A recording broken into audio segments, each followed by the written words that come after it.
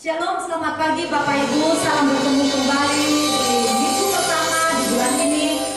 Bapak Ibu, saya percaya di hari-hari ini Tuhan juga menyertai dan melindungi kita.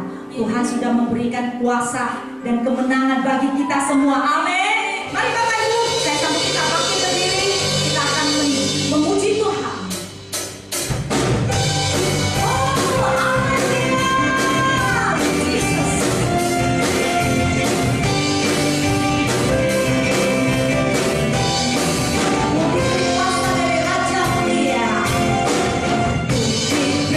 Kuasa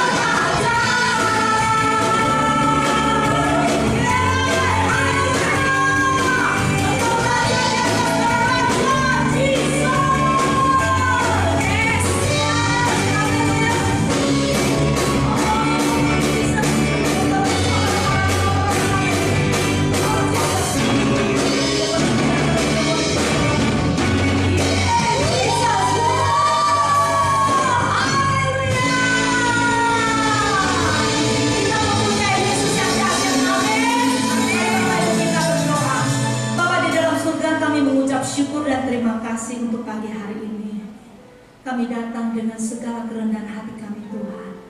Perkenankan setiap mulut bibir kami mengatakan Tuhan, kami rindu akan Engkau. Kami mau mendekatkan diri kepada Engkau Tuhan. Biarlah Tuhan, setiap langkah kaki kami Tuhan dipimpin oleh-Mu Tuhan.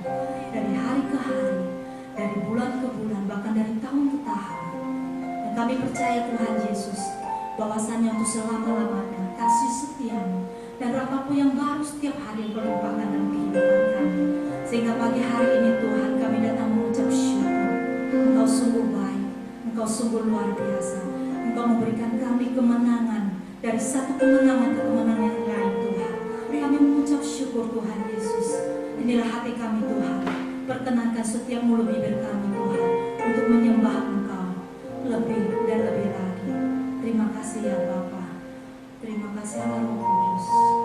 Oh Jesus, hanya di dalam nama Tuhan Yesus kami mengucap syukur. Haleluya. Amin.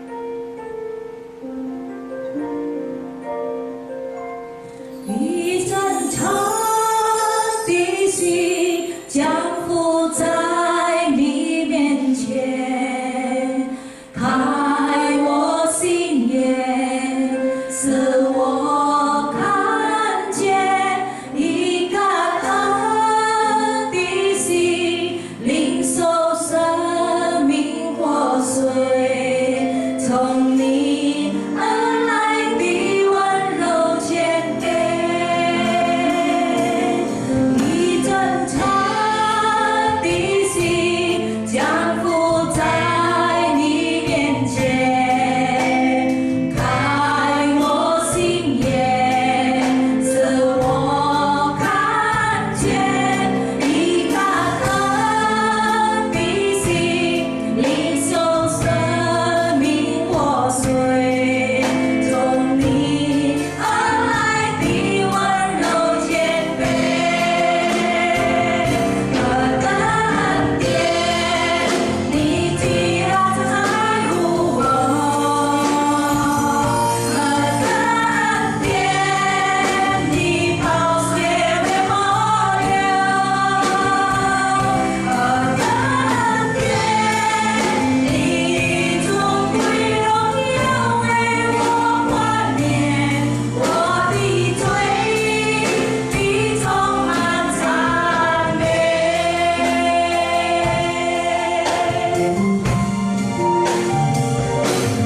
一阵长的心降伏在你面前，开我心眼，使我看见一个恩的心，领受生命活水，从你而来的温柔谦卑，何等恩典，你既然在乎我，何等恩典，你宝血为我流，何等恩典，你尊贵荣耀为我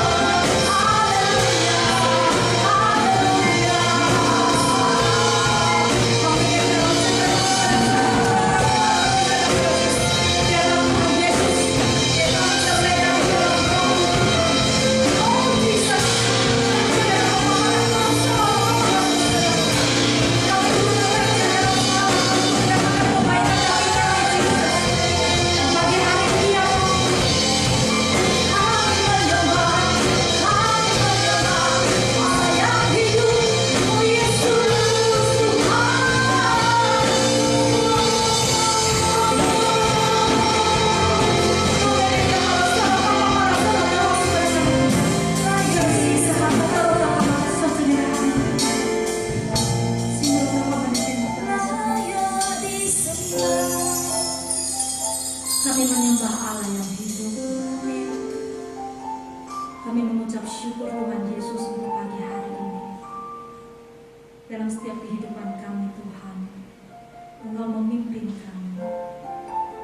Engkau menunjukkan kuasa-Mu Tuhan yang nyata di dalam kehidupan kami. Kami rindu Tuhan Yesus untuk berada di rumah-Mu. Kami rindu Tuhan untuk bersekutu kepada-Mu. Yesus, apa itu yang kami syukur menjawab? Berapa urapi kami ya Bapa.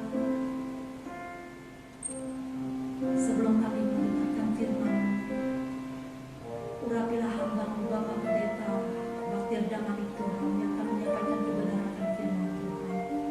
Pakailah hamba-Mu Tuhan sebagaimana yang Engkau inginkan Tuhan Yesus. Kami percaya Tuhan Engkau ada di tempat ini. Kami mau menyembah Engkau Tuhan Yesus.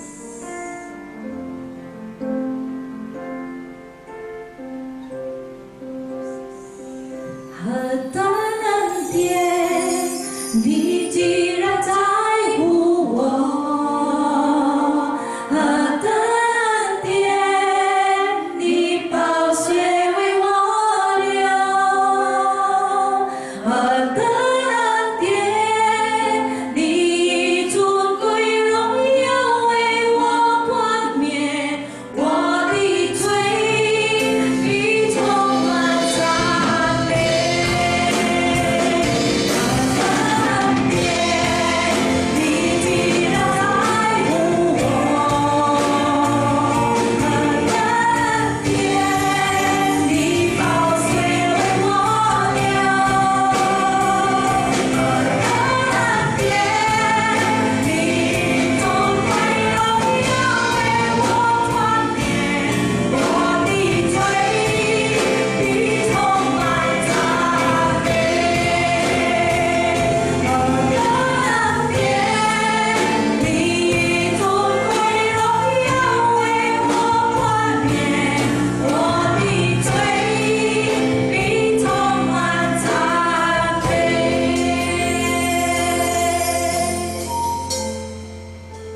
Mari kita berdoa. Terima kasih ya Tuhan, buat hari ini kami boleh beribadah di awal bulan ini. Kami bersyukur buat penyertaan Tuhan. Di tengah banyak ketidakpastian, Engkau menjadi pegangan bagi kehidupan kami. Engkau setia dan Engkau telah terbukti menyertai kami, melindungi kami dan memberkati kami. Pada saat ini kami rindu mendengarkan sabda-Mu, maka berbicaralah kepada kami Tuhan. Urapilah hamba-Mu yang berkata-kata, urapilah kami menjadi seorang yang memiliki telinga seorang murid, atau seperti tanah yang subur, sehingga ketika benih firman ini ditaburkan, akan tumbuh, berakar, melahirkan iman, membangun iman, bahkan menata kehidupan kami seturut dengan kehendak Tuhan. Berbicaralah bagi kami Tuhan.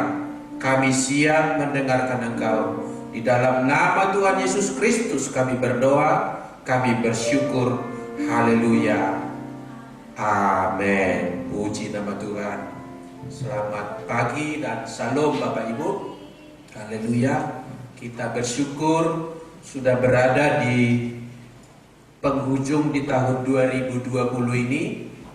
Secara kalender gereja ini disebut minggu-minggu Advent, minggu penantian akan kelahiran Yesus Kristus. Dan dalam rangka itu saya akan menyampaikan, sharingkan firman Tuhan dengan judul Berlindunglah pada Tuhan. Haleluya.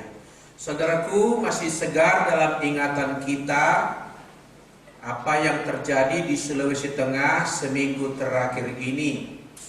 Itu bisa mendatangkan ketakutan, suatu perbuatan yang keji, perbuatan yang tidak manusiawi, bisa menteror, bisa melahirkan ketakutan pada banyak orang. Selain itu banyak hal yang bisa ditakutkan orang. Orang bisa takut keamanan, takut kelangkaan sumber daya ekonomi, takut keadaan yang tidak pasti, takut masa depan dan berbagai hal yang dapat ditakutkan. Hari ini dengan judul ini kita mau berlindunglah pada Tuhan. Kita baca firman Tuhan. Saya pilihkan dari kitab Yesaya pasal yang ke-35. Yesaya pasal 35. Ya.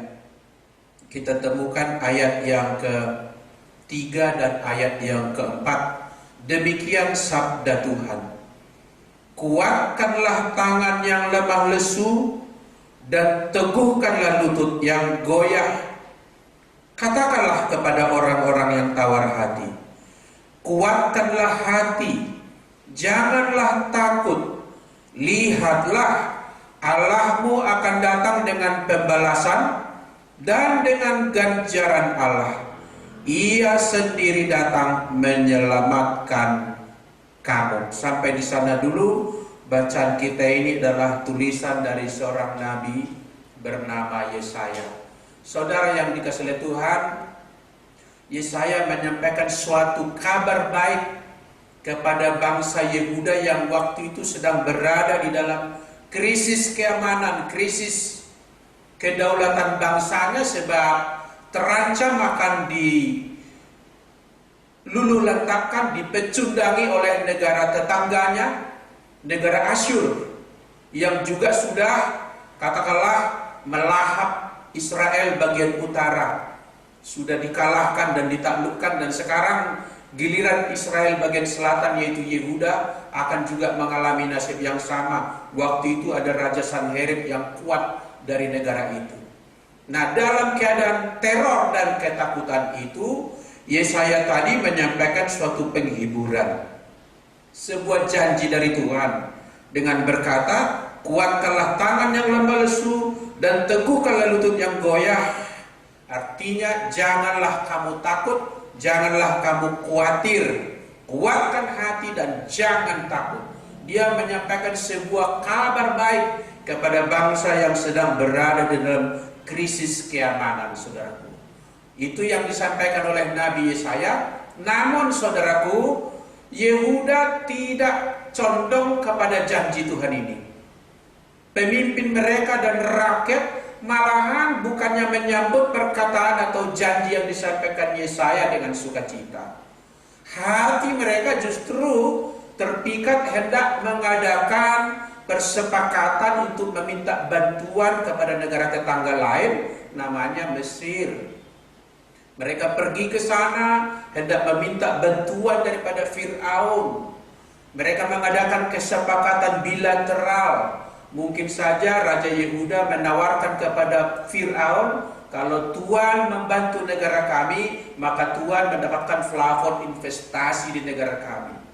Barang-barang Tuhan buatan Mesir akan menjadi barang yang diperjualbelikan dengan pajak yang murah di negara kami. Dan lain mungkin tawaran dan mungkin juga membayar upeti.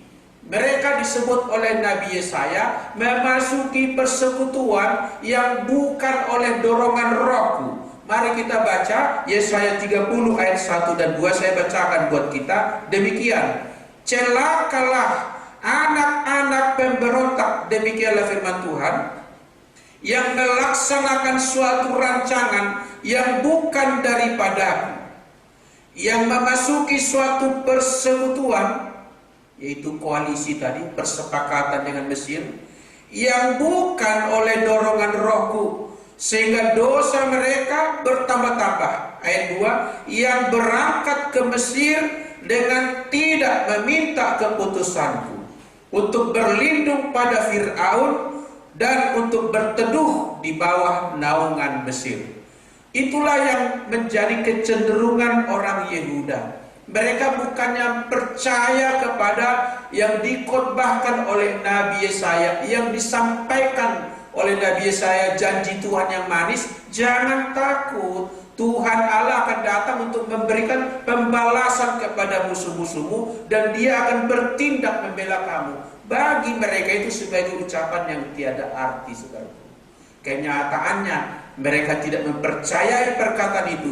Justru dengan niatnya sendiri, dengan pikirannya sendiri, dengan skenario sendiri, memilih lebih baik berlindung kepada manusia yang namanya Fir'aun.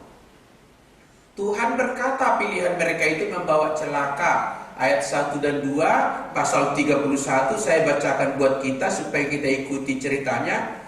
Pasal 31-nya demikian. Celakalah orang-orang yang pergi ke Mesir. Jadi Nabi Yesaya mengingatkan, menyindir, menuding, bahkan juga mengultimatum bahwa mereka itu berada di jalan yang salah dengan berkata, celakalah orang-orang yang pergi ke Mesir minta pertolongan dan yang mengandalkan kuda-kuda, yang percaya kepada keretanya yang begitu banyak.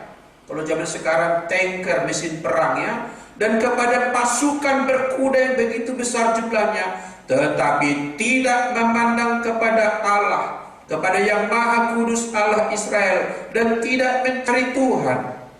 Akan tetapi Dia yang bijaksana akan mendatangkan malapetaka dan tidak menarik firman-Nya. Ia akan bangkit melawan penjahat dan melawan bala bantuan orang-orang lain. Ayat 3, sebab orang Mesir adalah manusia.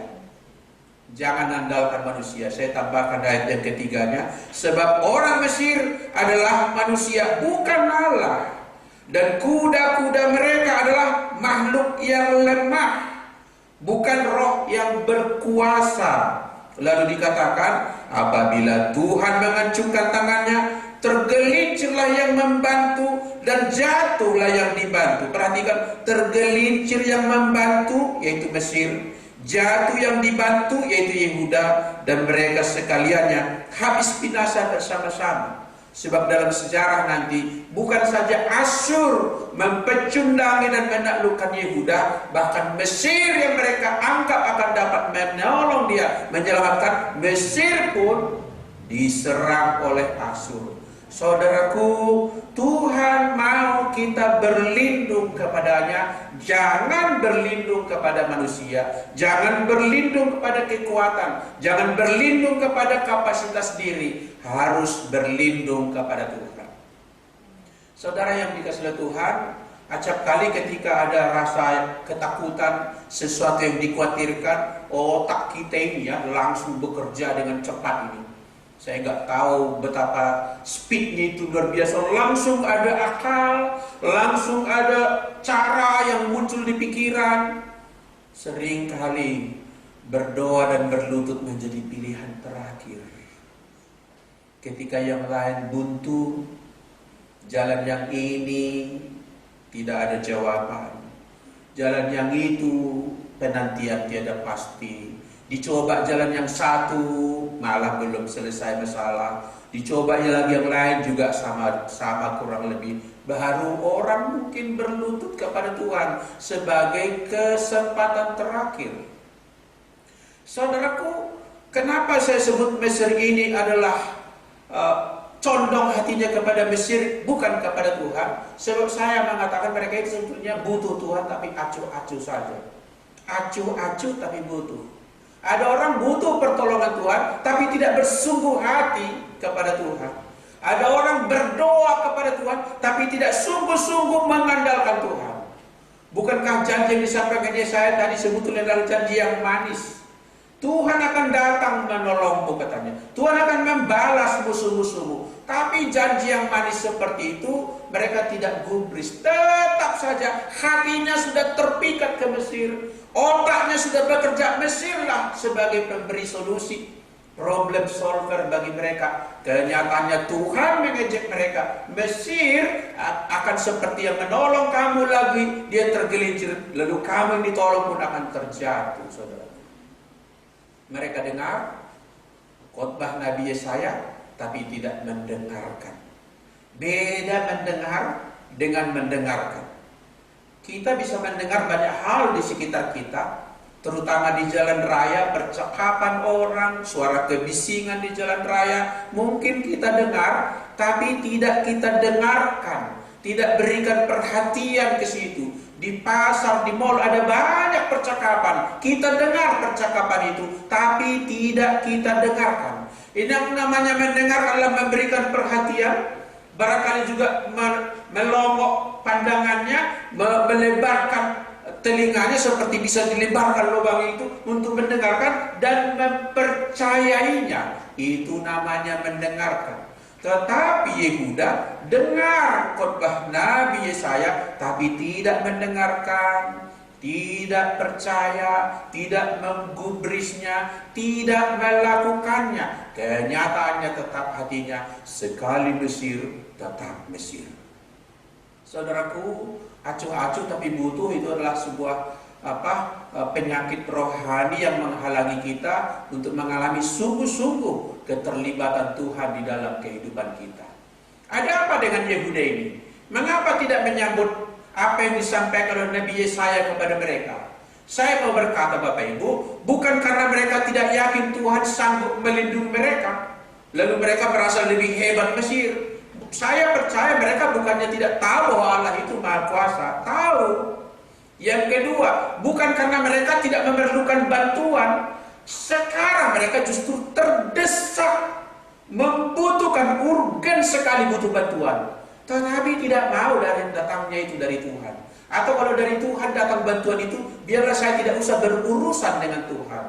Tetapi penyakit mereka lah tidak mau diatur oleh Tuhan. Kita cek satu ayat. Yesaya pasal 31 ayat 6, ayat 7-nya kita lompati menghemat waktu, langsung ke ayat 8 nanti. Demikian firman Tuhan. Bertobatlah, kata Nabi Yesaya. Bertobatlah hai orang Israel, dalam hal itu yang di selatan yaitu Yehuda, kepada Dia yang sudah kamu tinggalkan jauh-jauh. Ayat 8.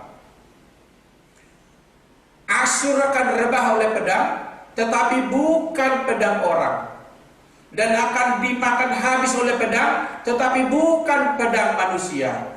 Mereka akan melarikan diri terhadap pedang, dan teruna-terunanya akan menjadi rodi. Jadi sebetulnya di sini sudah dikatakan oleh Nabi saya, bertobat kamu kepada Tuhan. Jangan bersandar kepada Asyur. Asyur itu tidak bisa diandalkan. Sudah diingatkan begitu. Tetapi mereka tidak mau dengarkan perkataan-perkataan itu. Karena apa? Ini berikutnya. Mereka membantah Nabi Yesaya, menolak, memblok berita yang datang dari Yesaya. Kita baca pasal 30 ayat 10, 11, beberapa ayat untuk kita kait-kaitkan situasi apa yang terjadi di Yehuda sampai-sampai janji Tuhan yang manis tidak mereka sambut dengan sukacita. 30 ayat 10 demikian Bapak Ibu kita bacakan. Di sini dikatakan atau ayat 9 saya mulai baca, sebab mereka itu suatu bangsa pemberontak, anak-anak yang suka bohong, anak-anak yang enggan mendengar akan pengajaran Tuhan. Ayat 10, yang mengatakan kepada para tukang tilik, bahasa lain pelihat, bahasa lain nabi. Jadi tukang tilik itu maksudnya yang melihat apa yang tidak kelihatan secara kasat mata, yang mengalami penglihatan atau pewahyuan dari Tuhan, itu adalah nabi. Jadi mereka berkata kepada nabi begini, jangan menilik, jangan menubuatkan, itu artinya. Dan kepada para pelihat mereka berkata, jangan lihat bagi kami hal-hal yang benar. Lihat, jangan lihat bagi kami hal-hal yang benar. Pengertian lain, jangan khotbahkan bagi kami hal-hal yang benar. Jangan katakan kepada kami hal-hal yang benar. Selanjutnya, tetapi katakanlah kepada kami hal-hal yang manis. Lihatlah bagi kami hal-hal yang semu. Saya lanjutkan 11, menyisihlah dari jalan dan ambillah jalan lain. Tidak usah urusi kami, itu maksudnya 12 ini. Biar kamu Nabi jalan-jalan sendiri, jangan ikuti jalan kami, jangan campur tangan pada jalan kami, jangan recoki jalan kami. Ini pilihan kami, ini keputusan kami. Saat diamlah. Wow, mereka membantah Yesaya, tidak mau dengar. Bukan karena tidak percaya Tuhan itu Maha Kuasa, bukan karena mereka tidak butuh bantuan Tuhan, butuh. Tapi saya katakan tadi, acuh-acuh tapi mau bantuannya tapi tidak mau berurusan dengan Tuhan. Jangan lihat kepada kami hal yang benar, katanya. Ini yang mereka tidak suka. Sebab nanti kalau Tuhan datang kepada mereka, bukan saja musuhnya yang diusir, tetapi kamu pun harus dibenahi, diurusi. Yang lebih penting diurus Tuhan adalah kamu, kehidupanmu, pikiranmu, keputusanmu, kecenderunganmu. Kalau musuh itu perkara kecil bagi Tuhan. Yang sulit ditolong adalah dirimu sendiri. Dan orang Israel sebut pemberontak. Yang namanya pemberontak selalu melakukan hal yang berbeda dari yang disuruh. Itu namanya pemberontak. Selalu tidak sepakat dengan pimpinannya. Itu namanya memberontak. Selalu memaksakan kemauannya. Itu namanya memberontak. Mereka membantah Nabi Yesaya, jangan urusi kami. Ambil jalanmu, jalanmulah jalanmu, jalan kami, katanya dia 12 kali. Saudaraku, maka memang ini akar lama sudah berada secara benih dari turun-temurun.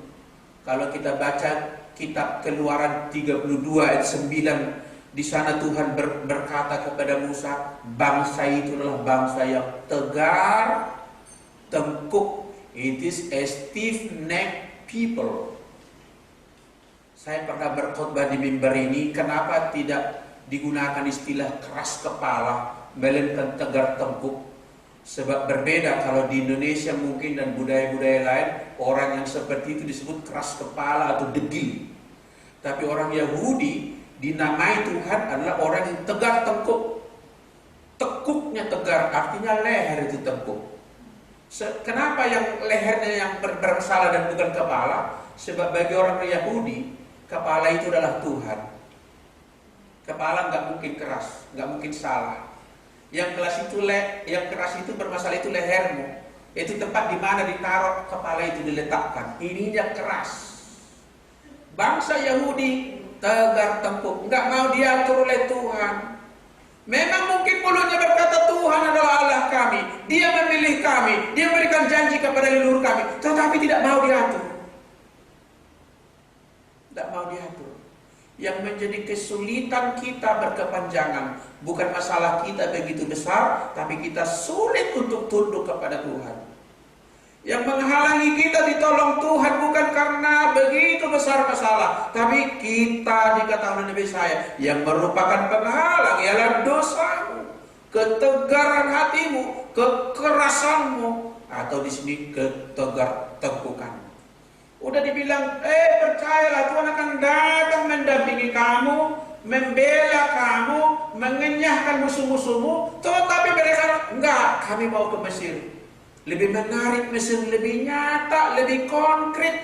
Kalau Tuhan itu nanti ditolongnya kami banyak maunya, kira-kira gitu. Nanti dilarangnya kami berbohong, dilarangnya kami menyukai apa yang kami suka akan kami lakukan. Banyak hal yang harus dipantangkan. Kayaknya ikut Tuhan ini repot gitu. Kalau sana kan enggak, minta bantuan cuma dikasih uang, oke beres gitu. Dia tidak akan mengurusi diri saya, tidak mengurusi rumah tangga saya, tidak mengurusi pribadi saya. Aman. Dunia ini memang mau pertolongan tapi tidak mau diatur oleh Tuhan. Saudaraku yang dikasih oleh Tuhan, cuma manis di bibir saya sebut selain dari acuh-acuh butuh. Orang Yehuda itu cuma manis di bibir. Mari kita baca Yesaya 29 ayat 13 ini. Dan Tuhan telah berfirman. Ini firman datang dari Tuhan, memotret keadaan bangsa itu. Kalau Tuhan yang berfirman, tidak mungkin meleset, tidak mungkin salah, tidak mungkin menduga-duga, tidak mungkin melebih-lebihkan, tidak mungkin berkata bohong. Apa katanya? Oleh karena bangsa ini datang mendekat dengan mulutnya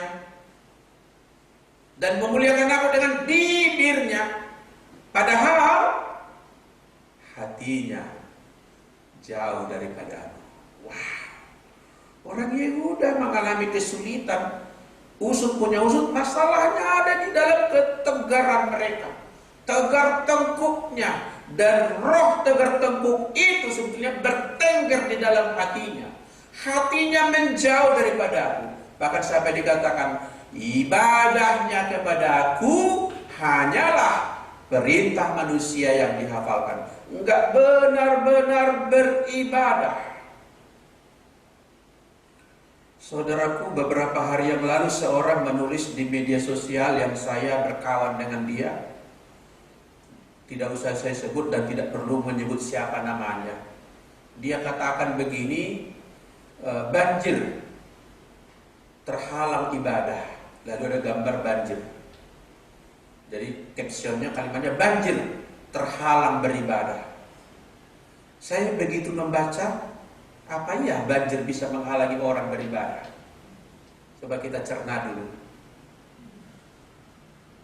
Banjir menghalangi saya ke mall bisa, menghalangi saya ke gedung gereja bisa. Tapi beribadah, apa terhalang kita gara-gara banjir? Yang menghalangi kita beribadah bukan banjir, bukan tidak ada paket data, bukan karena macet jalan raya, bukan karena betapa sibuknya kita. Yang menghalangi kita untuk beribadah kepada Tuhan letaknya di sini. Bahkan di negara-negara yang keras ditekan kekristenan, atau contoh paling nyata gereja mula-mula yang dicatat di Kisah Para Rasul, sudah pun di dalam penjara, sudah pun dirantai, mereka bisa kok memuji Tuhan. Enggak dibilang aku di penjara terhalang beribadah, enggak begitu. Namanya beribadah kepada Tuhan, baik dalam susah maupun dalam senang. Hampir sama dengan janji pernikahan. Aku mencintai dia dalam susah dan senang, dalam sehat maupun sakit. Kepada Tuhan juga begitu sebetulnya. Enggak ada halangan untuk beribadah kepada Tuhan. Jadi sebetulnya bukannya karena Tuhan tidak bermaksud baik kepada Yehuda. Ujung ceritanya nanti Yehuda benar-benar dicengkram oleh Asyur, ditindas oleh raja mereka itu, dikenakan pajak yang tinggi, diperlakukan dengan kejam. Bahkan dalam catatan sejarah dikatakan mereka kalau melakukan tindakan penyerangan itu sampai bisa katanya membelah perempuan yang hamil. Kejam sekali. Akibat apa? Pikirannya tertuju kepada Mesir. Dia sudah yakin bahwa Mesir akan bisa diandalkan melawan Asyur. Dia tidak tahu grand skenario dari atas. Karena kau tidak berpaut kepada aku izinkan musuh-musuhmu mempermalukan dirimu. Enggak sulit bagi Tuhan mengenyahkan musuh-musuh. Yang sulit adalah bagian diri kita ini, sebab ini domain sendiri. Ini kedaulatan kita, ini kehendak bebas kita, ini free will kita. Bahkan Allah pun katanya hanya Yesus Kristus hanya berdiri di muka pintu dan mengetok. Kalau orang membukanya baru dia masuk. Enggak bisa didobrak oleh Tuhan. Allah tidak memaksa untuk mengubah hati kita. Diperlukan kerelaan dari diri sendiri untuk mau bersandar, mau percaya, mau bertobat, mau kembali kepada Tuhan. Kita lanjutkan Bapak Ibu. Apa akibatnya nanti? Karena mereka malah melawan Tuhan, melawan nabinya. Ialah pertama, di kitab pasal 36, ayat-ayat setelah pasal 35 ini, kita temukan tulisan-tulisan Nabi Yesaya yang mengatakan Sanherib tadi, raja daripada Asyur, mengutus Lakis. Siapa Lakis? Apa jabatannya? Juru minuman raja yang memaklumkan atau mengumumkan penaklukan negara Yehuda. Wow, ini suatu penghinaan loh. Masa kepala juru minuman yang mengumumkan mulai hari ini Yehuda di bawah kekuasaan kami, dan bukan raja dan bukan panglima tentara. Dipermalukan begitu rupa. Dipermalukan. Jadi mereka memakan buah daripada keputusannya. Berikutnya akibatnya adalah Lakis yang juru minum tadi, berarti pegawai biasa di istana raja, bukan pejabat kemiliteran gitu. Malah dia mengutak-ngutip, disebut kutak-kutip, menggunakan kalimat-kalimat yang ada pernah dilontarkan oleh Nabi saya, tapi dengan maksudnya sendiri. Dan dia mengutip ucapan-ucapan Nabi saya, antara lain ia berkata, Mesir disamakan dengan tongkat bambu yang terkulai. Kita baca pasal 36. Ini ejekan daripada Lakis, saudaraku. Maka bangsa Yehuda benar-benar mengalami dipermalukan luar biasa. Pasal 36 ayat yang kedua, ayat yang ke-6 maksud saya, demikian. Sesungguhnya engkau berharap kepada tongkat bambu yang patah terkulai itu. Maksudnya Mesir. Lagi saja tahu Mesir itu bambu yang terkulai. Loh, kok kamu umat pilihan Allah bersandar ke situ? Tahu ya bambu terkulai ya, nggak tegak lagi, nggak kokoh lagi. Lalu kita bergantung ke situ, ya udah pasti roboh. Lakis juru minuman menghinakan mereka. Mesir yang kamu andalkan itu tak lebih daripada bambu yang sudah terkulai. Bambu yang tidak bisa diapa-apain. Konon pula kamu berhadapan dengan pasukan berkuda kami. Konon pula kamu berhadapan dengan tentara kami. Dengan siapa kamu bisa akan lepas, luput daripada tindasan kami. Berikutnya, nggak cukup sampai di situ. Lakis juru minum tadi juga menghinakan Tuhan. Ayat yang ke-7 saya baca.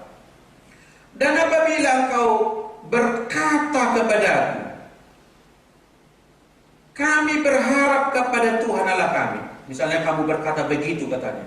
Lalu Lakis melanjutkan, bukankah dia itu yang bukit-bukit pengorbanannya dan mesbah-mesbahnya telah dijauhkan oleh Hizkia sambil berkata kepada Yehuda dan Yerusalem, di mesbah inilah kamu harus sujud menyembah. Artinya tidak ada lagi mesbah kepada Tuhan yang kalian bangun. Bagaimana mungkin Tuhan berpihak kepada kalian? Kan sudah disingkirkan mesbah penyembahan kepada Tuhan. Tak ada lagi hubungan yang harmonis antara kalian dengan Tuhan. Ini sama dengan begini Bapak Ibu. Yang kalian andalkan itu Tuhan. Kamu kira dia berpihak kepadamu? Tuhan yang kamu katakan itu Tuhan justru berpihak pada kami sekarang. Wow, ini sudah tindasannya luar biasa dialami oleh bangsa Yehuda. Bahkan Tuhan Allah mereka pun dihinakan gara-gara melihat Yehuda. Ada kalimat bijak begini. Sebetulnya kenapa sering orang tidak percaya kepada Yesus dan mengejek dia? Salah satunya katanya, karena orang Kristen pun tak menghormati Yesus Kristus. Maka orang lain sembrono berkata-kata. Ada benarnya saudara. Karena dilihatnya Yehuda aja nggak sujud kepada Tuhan yang mereka sebut Yahweh itu. Konon pula sekarang kamu mau mengandalkan dia. Mana mungkin gitu. Diejek saudara. Maka seruan ini di Minggu Advent ini menjelang kedatangan kelahiran Yesus Kristus ini, seruan saya, mari kita condongkan hati pada Tuhan. Amin. Condongkan hati sama Tuhan. Persiapkan hati bagi Tuhan. Luruskanlah jalan bagi Tuhan, kata Yohanes Pembaptis. Saudaraku, di dalam Alkitab pun yang paling banyak menyambut kedatangan Tuhan Yesus waktu itu ialah orang-orang Majus dan bukan imam-imam dan raja orang Yehuda. Bukan orang luar dari negeri timur. Para gembala dan bukan para nabi. Gembala-gembala di padang Efrata itu yang menyambut Yesus. Sekarang kita harus benar-benar mencondongkan hati kita kepada Tuhan. Saya bacakan Yesaya 30:15. Sebab beginilah firman Tuhan Allah yang Maha Kudus, Allah Israel. Dengan bertobat dan tinggal diam kamu akan diselamatkan. Dalam tinggal tenang dan percaya terletak kekuatan. Artinya nggak usah kamu andalkan sebetulnya bangsa lain, bahkan juga nggak usah andalkan dirimu sendiri. Kalau kamu mau kuat, ialah kamu bertobat. Kamu percaya kepada Tuhan dan tinggal tenang dengan percaya itu, disitulah letak kekuatanmu. Disitulah letak kehormatanmu. Dengan cara itulah musuh-musuhmu akan segan kepadamu dan tidak berani mengapa-apakan kamu. Tapi kalau kamu tidak bertobat, kamu hanya butuh bantuan dan tidak mau diurus oleh Tuhan, tidak mau diatur Tuhan, tetap tegar teguh, maka ya patutlah kamu mengalami banyak celaka seperti tadi. Dan kalau kamu bertobat, ini berkat-berkatnya. Kita baca ini dari renungan kita, ayat renungan pasal 35 yang merupakan fokus khotbah ini. Saya bagi-bagi beberapa bagian pasal 35 ayat 1 sampai 10 ini. Ayat yang pertama sampai kedua dikatakan, padang gurun dan padang kering akan bergirang, padang belantara akan bersorak-sorak dan berbunga, seperti bunga mawar ia akan berbunga lebat. Oh, akan bersorak-sorak. Ya, bersorak-sorak dan bersorak-sorai. Kemuliaan Libanon akan diberikan kepadanya. Semarang Karmel dan Saron mereka akan melihat kemuliaan Tuhan. Artinya, kalau Tuhan yang kamu andalkan, Tuhan akan datang kepadamu, maka Dia akan memulihkan. Bahkan padang gurun pun dikatakan akan berbunga. Maka tadi saya bilang ini janji yang manis. Bukan hanya mengodosi musuh kita dia nanti, tapi memulihkan tanah di mana kita berpijak, tanah di mana kita berdiam. Dikatakan bahkan sekalipun itu kualitas padang gurun, dia akan menghasilkan padang bunga di sana. Taman bunga akan menjadi indah. Sebab bagi Tuhan tidak ada hal yang sukar. Ayat berikutnya, ayat 5 sampai 7, ini saya bacakan. Pada waktu itu, kalau benar-benar Tuhan kamu andalkan dan kamu izinkan masuk dalam hidupmu banding bangsamu, pada waktu itu mata orang-orang buta akan dicelikan, akan ada mujizat, akan ada mujizat. Telinga orang-orang tuli akan dibuka, ada penyembuhan.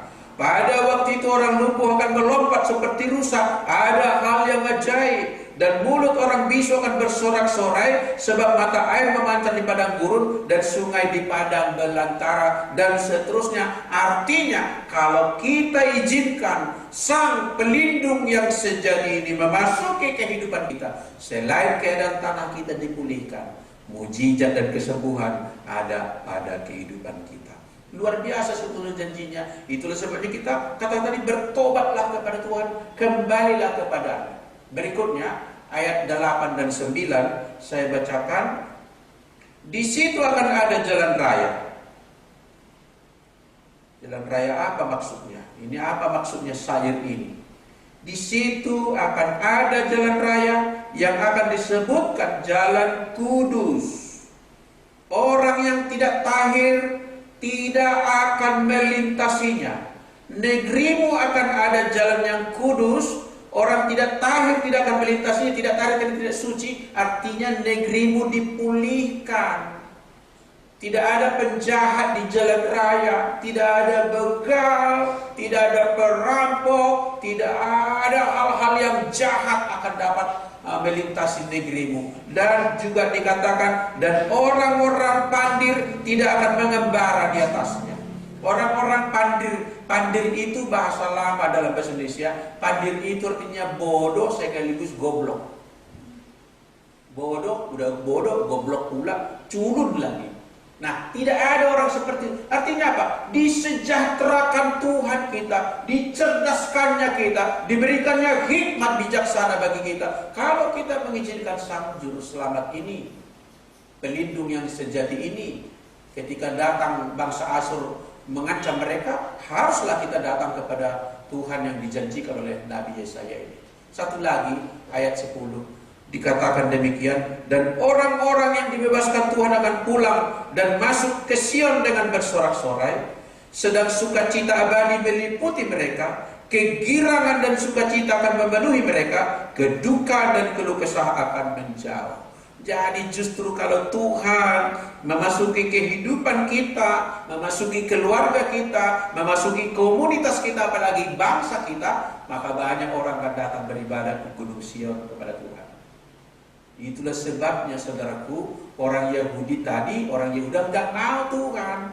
Karena hal-hal seperti ini, kalau Tuhan mengurusi kehidupan kita, Dia akan memakai kita menjadi lembaga misi. Dia akan memakai kita sebagai alat di tangannya. Itu mereka tidak mau dalam tugas bakti, tugas suci, tugas misi ini. Mereka mau berpusat pada dirinya sendiri. Itu sebabnya mereka bantah Nabi Yesaya, urusilah urusanmu, jalanilah jalanmu, jangan campur tangan dengan kami. Saudaraku, jangan sampai kita ulangi lagi kesalahan yang dilakukan oleh Yehuda, yang disindir oleh Nabi Yesaya waktu itu di Yesaya 30, lanjutan ayat yang kita baca tadi. Tetapi kamu enggan. Tadi bilangkan dalam diam dan tenang terletak kekuatanmu. Tetapi kamu enggan. Kamu berkata, bukan, kami mau naik kuda dan lari cepat. Selalu dengan pikirannya, caraku lebih baik ini, kira-kira gitu. Kami akan naik kuda, kami akan lari cepat. Tuhan bilang berlindunglah padaku, aku akan menangani musuhmu. Tidak, katanya. Kami akan mau naik kuda melawan musuh kami. Kami akan lari cepat, kami hebat. Bersama Mesir kami akan aman. Maka kamu akan lari dan lenyap, kata Nabi. Katamu pula, kami akan mau mengendarai kuda tangkas, kuda cepat. Maka pengejarmu akan lebih tangkas lagi daripadamu. Saudaraku, jangan kita mengeraskan hati seperti pernah dikeraskan oleh Israel bagian utara, akhirnya mereka dijajah oleh Asyur. Israel bagian selatan, akhirnya mereka diduduki oleh Asyur juga. Kemudian nanti ganti majikan, diduduki oleh Babel. Dan terus menerus mereka ganti majikan. Pernah diduduki oleh Romawi, ganti majikan. Kemudian mereka pernah keluar dari negerinya. Bangsa itu yang telah menerima warisan Abraham tidak menduduki negerinya, maka dikuasai bangsa-bangsa lain. Karena apa? Tegar tengkuk, memberontak, tak mau berlindung kepada Tuhan. Acuh-acuh tapi butuh, tidak mau peduli dengan Tuhan. Saudaraku, marilah kita sambut kedatangan Yesus Kristus dengan perayaan Natal, dengan mengumandangkan kembali ayat Yohanes 1:10 ayat 12. Ia telah ada di dalam dunia dan dunia dijadikan olehnya, tetapi dunia tidak mengenalnya. Wow, sebetulnya Yehuda adalah bangsa milik pilihan Allah. Tapi Allah bermaksud datang menjumpai mereka. Mereka blok, mereka tolak. Hampir sama dengan apa yang dikatakan oleh Rasul Yohanes ini. Ia datang kepada milik kepunyanya, tetapi orang-orang kepunyanya itu tidak menerimanya. Dia menjadi orang asing di tengah-tengah miliknya sendiri. Tetapi semua orang yang menerimanya, setiap orang yang menerimanya, diberinya kuasa supaya menjadi anak-anak Allah, yaitu mereka yang percaya dalam namanya. Saya percaya Bapak Ibu, seberapa banyak pun yang kita bisa menjaga diri kita, hanya Tuhan penjaga kita yang sejati. Terima Dia. Mau diurus oleh Dia, mau diatur oleh Dia. Sebab itu katanya kita akan diberikan kuasa menjadi anak-anak Allah. Saya mau tanya, siapa di sini orang tua yang membiarkan anaknya diterkam binatang buas? Tidak ada. Bapak manapun, orang tua manapun akan melakukan apa saja demi melindungi anak-anaknya.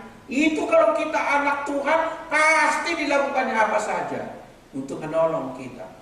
Kenyataannya sering kita anak-anak gampangan, anak-anak yang tidak mencerminkan Bapa kita di surga itu, berlaku semena-mena, melakukan apa yang kita suka, tidak peduli dengan kebenaran. Akibatnya Tuhan seperti lepaskan tangan, lanjutkanlah apa yang kau mau, lanjutkanlah apa yang kau suka, dan kita berada di wilayah berbahaya di dalam panggung dunia ini, saudaraku.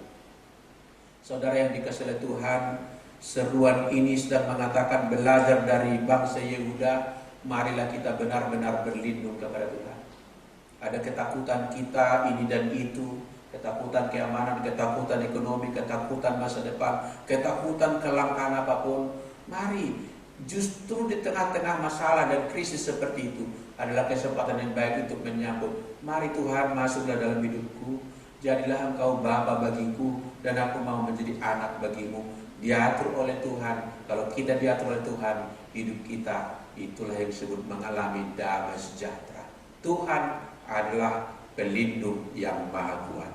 Terimalah Dia, peganglah janjinya, turutilah Dia dalam segala hal. Tuhan memberkati kita. Mari kita berdoa. Terima kasih Tuhan, pada kesempatan ini kami boleh belajar satu hal. Ada kegagalan bangsa Yehuda untuk menerima, menyambut janji yang ditawarkan oleh Allah melalui Nabi Yesaya. Mereka memblok diri, tidak mau berurusan dengan Tuhan, lebih memilih bersekutu dengan Mesir untuk membela dan mendatangkan keamanan bagi mereka. Akhirnya mereka berada di dalam bahaya, banyak kesukaran yang mereka hadapi, bahkan juga Tuhan Allah dihinakan bangsa lain oleh karena mereka sendiri telah memberikan contoh yang buruk tentang bagaimana memperlakukan Tuhan. Ajarlah kami Tuhan, agar sungguh-sungguh kami berlindung kepadamu, benar-benar bukan hanya kata-kata, bukan hanya merupakan doa, tapi benar-benar kami percaya perlindungan-Mu, penjagaan-Mu. Sebab firman-Mu berkata, Allah Israel tidak pernah tidur terlelap. Engkau sanggup menjaga kami. Ada banyak hal yang kami takutkan di tengah dunia ini, tapi bersama dengan Tuhan kami mendapatkan ketenangan dan damai. Bagi Tuhanlah segala pujian, hormat, dan kemuliaan. Di dalam nama Tuhan Yesus Kristus kami berdoa dan kami bersyukur. Haleluya. Amin. Saudaraku, di minggu pertama di awal bulan ini kita akan adakan perjamuan kudus. Mari saya ajak kita menyiapkan roti dan anggur masing-masing di rumah, dan kita akan segera memasuki sakramen perjamuan kudus. Mari kita siapkan masing-masing.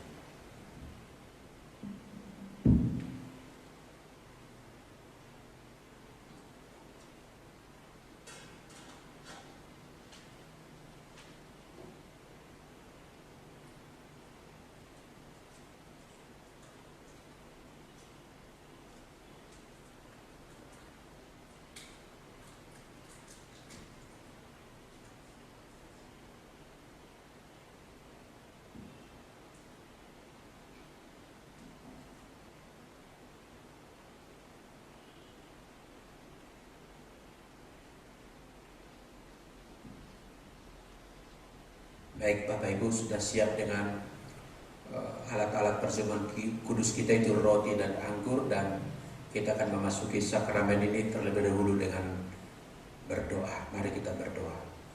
Terima kasih Tuhan. Terima kasih buat anugerah-Mu di dalam Yesus Kristus.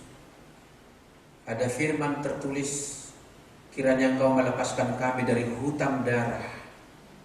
Hutang darah adalah hutang akibat dosa, sebab dosa mendatangkan maut atau kematian, dan Tuhan telah mengatur harus ada penumpahan darah untuk meluputkan orang dari kebinasaan itu. Itulah hutang darah. Yesus Kristus telah mencurahkan darahnya untuk menebus kami dari hutang itu, sehingga kami tidak lagi binasa, melainkan beroleh hidup yang kekal. Karena anugerah-Mu ini kami beroleh kesempatan yang baru dalam hidup kami. Terima kasih Tuhan. Kami mohonkan Engkau memberkati roti dan anggur yang kami siapkan ini. Kiranya Tuhan memberkatinya sehingga di dalam dan melaluinya kami terima sakramen perjamuan kudus, persekutuan dengan tubuh dan darah Yesus Kristus, persekutuan dengan Allah di dalam Yesus Kristus. Haleluya. Sama-sama kita berkata amin. Saudaraku, kita angkat roti di tangan kanan kita, dan sebelum menikmatinya, mari kita dengarkan satu ayat di 1 Korintus pasal 11 ayat 28. Karena itu hendaklah tiap-tiap orang menguji dirinya sendiri, dan baru sesudah itu ia makan roti dan minum dari cawan. Mari kita saat teduh sejenak, refleksi diri di hadapan Tuhan. Barangkali ada yang tersimpan yang belum kita bereskan dengan Tuhan, yang tersembunyi yang belum kita akui di hadapan Tuhan. Kita gunakan kesempatan anugerah ini agar kita memasuki perjamuan kudus seturut dengan firman-Nya. Terima kasih Tuhan. Haleluya. Haleluya. Angkatlah roti di tangan kananmu dan dengarkanlah firman Allah yang menguduskannya bagi kita. Sebab apa yang telah kuteruskan kepadamu telah aku terima dari Tuhan, yaitu bahwa Tuhan Yesus pada malam waktu ia diserahkan mengambil roti, dan sesudah itu ia mengucap syukur atasnya. Ia memecah-mecahkannya dan berkata, inilah tubuhku yang diserahkan bagi kamu, perbuatlah ini menjadi peringatan akan aku. Tubuh Kristus diserahkan oleh Allah untuk keselamatan kita. Dia menyerahkan nyawanya dan telah berkata, bukan kehendakku yang jadi, melainkan kehendak-Mu lah yang jadi. Mari kita ingat saudaraku, betapa Kristus telah taat sampai mati di kayu salib untuk mencurahkan darahnya yang mahal itu untuk tebus kita dari dosa kita, menjadikan kita anak-anak Allah, memberikan kepada kita kuasa disebut sebagai anak Allah. Apakah saudara percaya tubuhnya telah dihancurkan bagimu, tubuhnya telah dilukai bagimu, tubuhnya telah disiksa demi menggantikan engkau untuk menerima penghukuman itu? Sesuai dengan narasi kitab suci, ia mati bukan karena kesalahannya, melainkan mati karena kesalahan setiap kita. Makalah dengan iman, inilah tubuh Yesus Kristus, persekutuan dengan Dia memberikan keselamatan bagi kita. Makan dengan iman, inilah tubuh Kristus yang ajaib.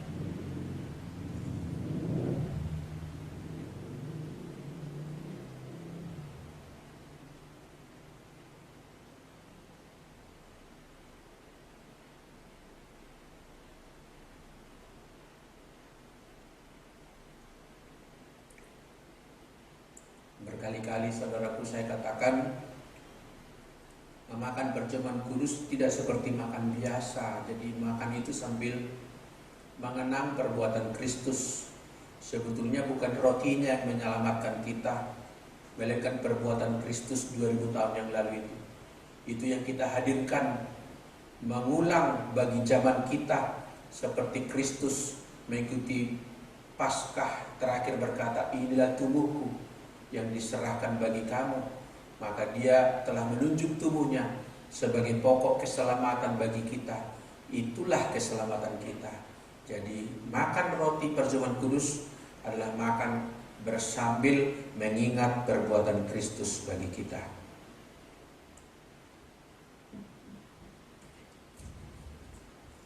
Sekarang angkat cawan kita atau gelas di rumahmu yang ada air anggur, sirup warna merah dan lain sebagainya yang setara dengan itu, dan angkat dengan tinggi, dengarkanlah firman Allah yang menguduskannya. Demikian juga ia mengambil cawan sesudah makan, lalu berkata, cawan ini adalah perjanjian baru yang dimeteraikan oleh darahku. Perbuatlah ini setiap kali kamu meminumnya, menjadi peringatan akan aku. Cawan perjanjian yang baru menggenapi seluruh tipologi, seluruh penggambaran, seluruh nubuatan, seluruh ritual yang dilaksanakan berkali-kali dan terus-menerus sepanjang perjanjian lama dengan kurban binatang. Cawan perjanjian baru bukanlah dengan darah binatang, melainkan dengan darah Yesus Kristus, darah yang suci, saudaraku. Dia tidak mewarisi dosa. Dia bukanlah hasil benih seorang pria kepada seorang wanita. Dia adalah firman Allah yang menjadi manusia, Logos yang menjadi daging, sehingga darah Kristus benar-benar murni. Itulah sebabnya berkuasa menawar dosa kita, mengampuni kita yang berdosa, membebaskan kita, menyembuhkan kita. Sebab darah yang mahal, darah Kristus, adalah darah yang suci. Apakah kau percaya darah yang mahal dan suci itu telah dicurahkan di Golgota? Karena kasih Allah kepada kita, Kristus mempersembahkannya sebagai cawan perjanjian baru, sekali untuk selama-lamanya. Yang percaya Yesus Kristus telah mati bagi dia, minumlah, inilah cawan perjanjian baru. Inilah darah Kristus yang ajaib. Keselamatan kita, kesembuhan kita, pemulihan kita terjadi pada saat ini.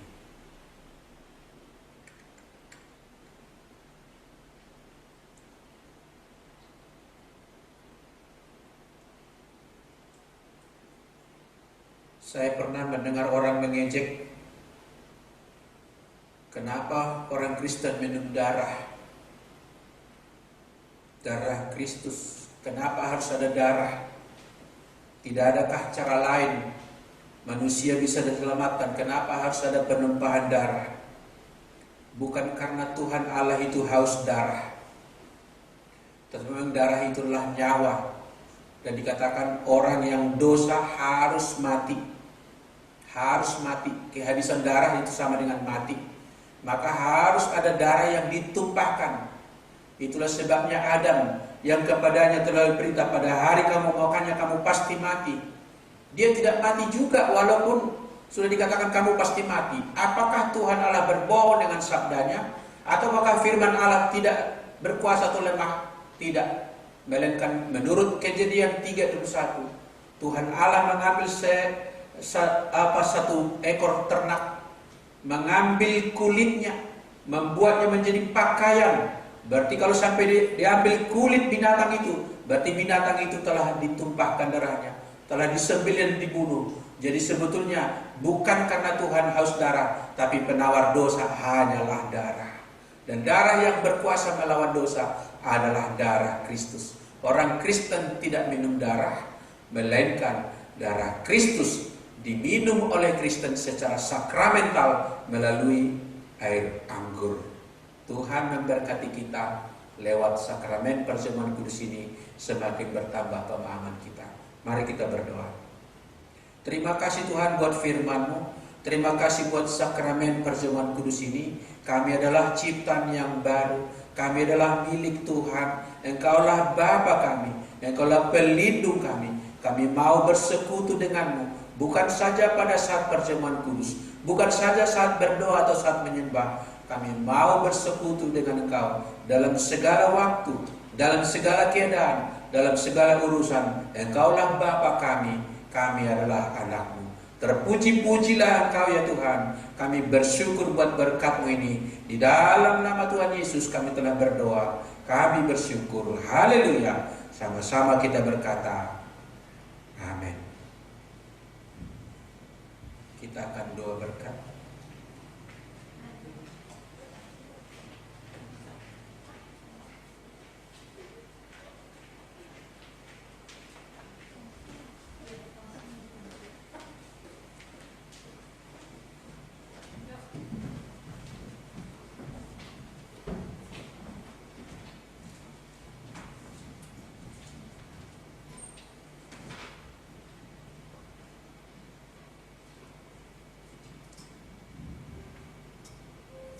Baik saudaraku terkasih, ibadah kita akan tiba pada bagian terakhir.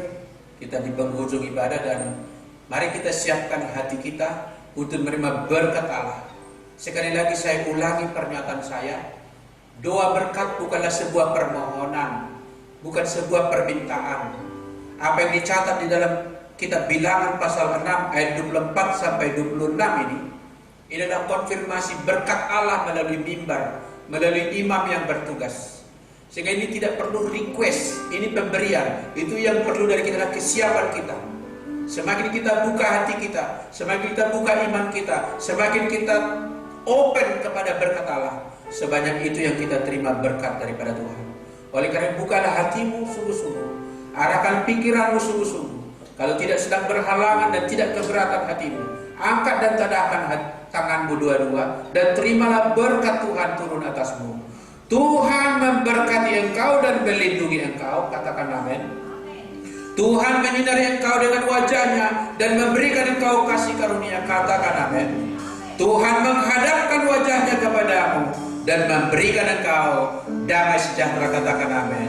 Sejahteralah hidupmu, diberkatilah keluargamu, diberkati perjalananmu, diberkati pekerjaanmu, diberkati hari-harimu sekarang dan akan datang, selama-lamanya Kristus berbuat baik kepadamu. Shalom, shalom. Tuhan memberkati kita. Haleluya. Sama-sama kita berkata, amin.